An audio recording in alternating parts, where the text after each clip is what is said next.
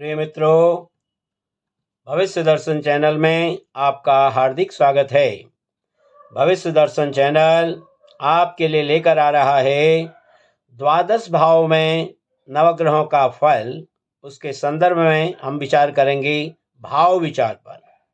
कुंडली में 12 भाव होते हैं, जैसा कि आप देख रहे हैं।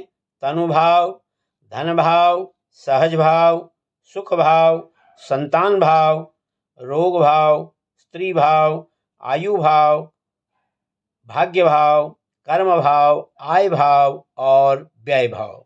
इस प्रकार से ये कुल मिलाकर 12 भाव होते हैं, जिनकी सहायता से व्यक्ति के संपूर्ण जीवन का पता लगाया जा सकता है। भाव को हम घर भी कहते हैं और इसको खाना भी कहते हैं। जैसे पहला घर पहला खाना, दूसरा घर दूसरा खाना। इस प्रकार से जो हम इसको घर या खाने के नाम से भी जानते हैं। भाव में जो राशि बैठी होती है, जैसे मान लो ये प्रथम भाव है, तनु भाव है। यहाँ पर मान लो यहाँ पर मेष राशि है, तो मेष राशि का स्वामी क्या हो गया? मंगल। तो उस राशि का जो स्वामी है, स्वामी ग्रह, उस भाव का मालिक, यानी प्रथम भाव का, यदि मेष राशि होगी तो प्रथम भाव का मालिक हो जाएगा मंगल। उसको हम भाव का मालिक या अधिपति भी कहते हैं। ये तो रही भावों की बात। अब सबसे पहले हम बात करते हैं आज प्रथम भाव यानी कि तनु भाव की बात। तो तनु भाव में क्या क्या विचार किया जाता है, इसके बारे में आपको बताता हूं।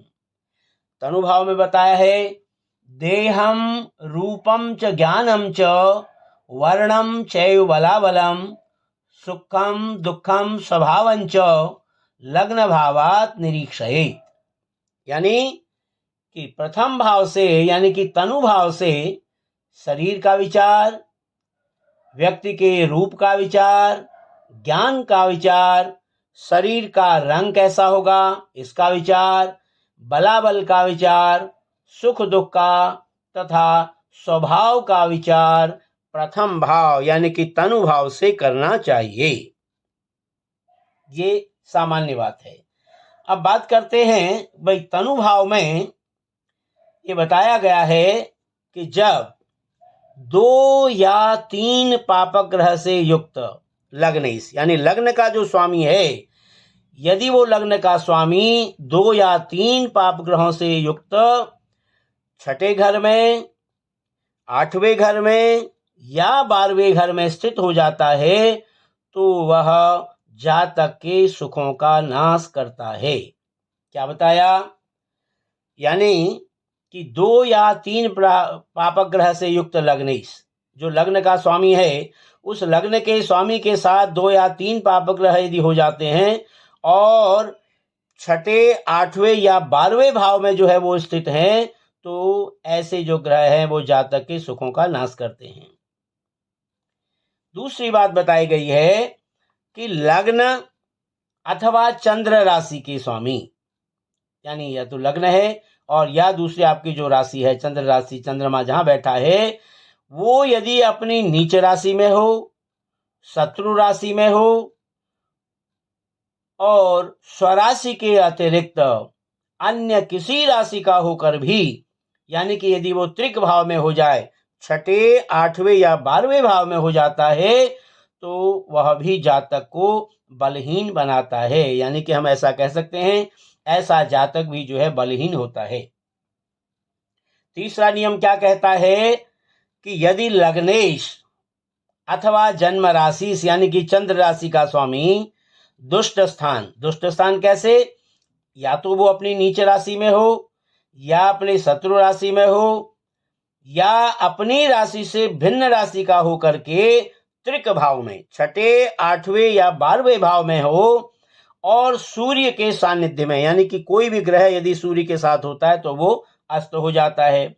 यदि ऐसी स्थिति में हो तो ऐसे जातक को दुर्बलता, रोग भय और शत्रुओं की वृद्धि आदि अनिष्ट फलों को देने वाला होता है। अगला नियम हमारा कहता है कि यदि लग्नेश, लग्न का स्वामी, यदि अपनी उच्च राशि में अपनी राशि में अथवा अपनी राशि के वर्ग में यदि स्थित हो तो ऐसा जातक दीर्घायु को प्राप्त होता है, जीवन में सुखी रहता है, बलवान होता है और समस्त भोगों से युक्त होता है।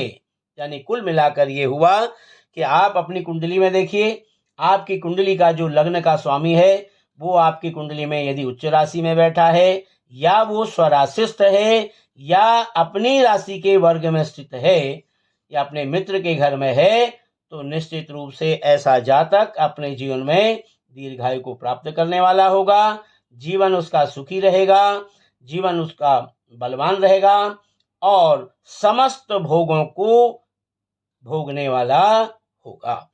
प्रिय मित्रों, यह था आज भाव विचार के अंतर्गत तनु भाव का विचार।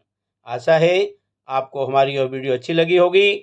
यदि आपको हमारी यह वीडियो अच्छी लगे तो आप हमारी वीडियो को लाइक करें और हमारे चैनल को शेयर करना भी न भूलें। फिर इसी प्रकार की नई वीडियो लेकर आपके सामने उपस्थित होंगे। तब तक के लिए आप सभी का हार्दिक धन्यवाद।